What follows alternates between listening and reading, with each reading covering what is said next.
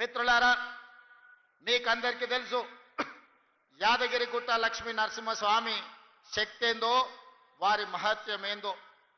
ఆనాడు యాదగిరిగుట్ట లక్ష్మీ నరసింహస్వామి ఆశీర్వాదంతోని తెలంగాణ రాష్ట్రంలో ఎన్నికలకు మేము వెళ్ళి ఖచ్చితంగా ఈసారి తెలంగాణ రాష్ట్రంలో ప్రజాప్రభుత్వాన్ని ఏర్పాటు చేసి ప్రజలకు మేలు జరిగే విధంగా సంక్షేమ కార్యక్రమాలతో పాటు తెలంగాణ రాష్ట్రాన్ని అభివృద్ధి పదం వైపు నడిపిస్తామని చెప్పినాం.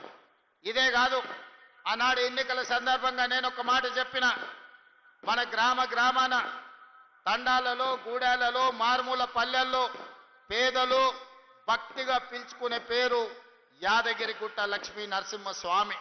కానీ ఆనాడు ఆయనకు ఏం ఆలోచన వచ్చిందో, తరతరాలుగా మన తాతలు ముత్తాతలు యాదగిరిగుట్ట అని పిలుచుకుంటే దాన్ని వారు వచ్చి యాదాద్రి అని చెప్పి పేరు మార్చింది.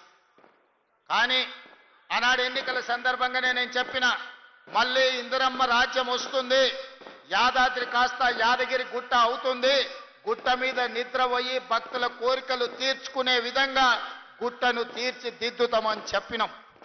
ఆనాడు గుట్ట మీదకి ఆటోలు పోవద్దు, గుట్ట మీద పేద భక్తులు ఎవరు నిద్ర పోవద్దు అని చెప్పి ఆనాటి ప్రభుత్వం నిషేధాన్ని ఈరోజు విధించింది. కానీ మన ప్రభుత్వం వచ్చిన వెంబడే కోమటిరెడ్డి వెంకటరెడ్డి గారు, బీర్ల ఐలయ్య గారు వచ్చి, అన్న ఈ పేరు మారవాలి, గుట్ట మీద భక్తులు నిద్రపోయేటట్టు చెయ్యాలి, గుట్ట కింద ఉండే ఆటోలు గుట్ట మీదకి పోయేటట్టు చెయ్యాలి అని అంటే యాదగిరి గుట్టకు అవసరమైన మార్పులు చేర్పులు అన్నీ తీసుకొచ్చి భక్తుల ఆకాంక్ష మేరకు ఈరోజు మనం కార్యక్రమాలు చేపట్టిన.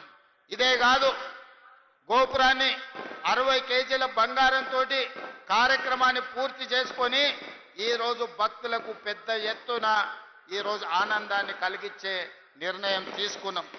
ఇదే కాదు, యాదగిరి గుట్ట ఈరోజు ఒక పెద్ద బోర్డుగా ఆంధ్రప్రదేశ్లో తిరుమల తిరుపతి దేవస్థానానికి ఏ విధంగా అయితే ఒక బోర్డు ఉండి ప్రపంచంలోనే ఒక గొప్ప పేరు తిరుమల తిరుపతి వెంకన్న స్వామి సాధించిండు, తెలంగాణలో కూడా అంత గొప్పగా లక్ష్మీ నరసింహస్వామి యాదగిరిగుట్ట రాణించాలని అక్కడ టీటీడీ ఉంటే ఇక్కడ వైటీడీని మనం ఏర్పాటు చేసుకున్నాం.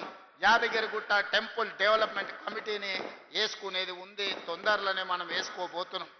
ఇదే కాదు మిత్రులారా, ఇవాళ మీరు అందరితో పంచుకోదలుచుకున్న, ఏ విధంగా అయితే తిరుమల తిరుపతి దేవస్థానం ఆధ్వర్యంలో పద్మావతి యూనివర్సిటీ ఉండి అక్కడ పిల్లలకు చదువులే కాదు, అక్కడ గోశాల పెట్టి గోవులకు సేవ చేయడమే కాదు, వివిధ అభివృద్ధి కార్యక్రమాలలో, సంక్షేమ కార్యక్రమాలలో, భక్తికి సంబంధించిన అంశాలలో తిరుమల తిరుపతి దేవస్థానం ఏ విధంగా విశిష్ట సేవలను అందిస్తుందో ఈనాడు మీ అందరి సమక్షంలో నేను సంతోషంగా ప్రకటించదలుచుకున్న, యాదగిరి గుట్ట నరసింహస్వామి ఆధ్వర్యంలో యూనివర్సిటీ వరకు మీ మెడికల్ కాలేజీని, విద్యా సంస్థల్ని అభివృద్ధి పరచడమే కాదు, యాదగిరిగుట్ట లక్ష్మీ నరసింహస్వామి ఇక్కడ ఉండే కమిటీ ఆధ్వర్యంలో ఇక్కడ విద్యా సంస్థల్ని యూనివర్సిటీ స్థాయికి పెంపొందించి అన్ని రకాలుగా దేశంలోనే ఒక గొప్ప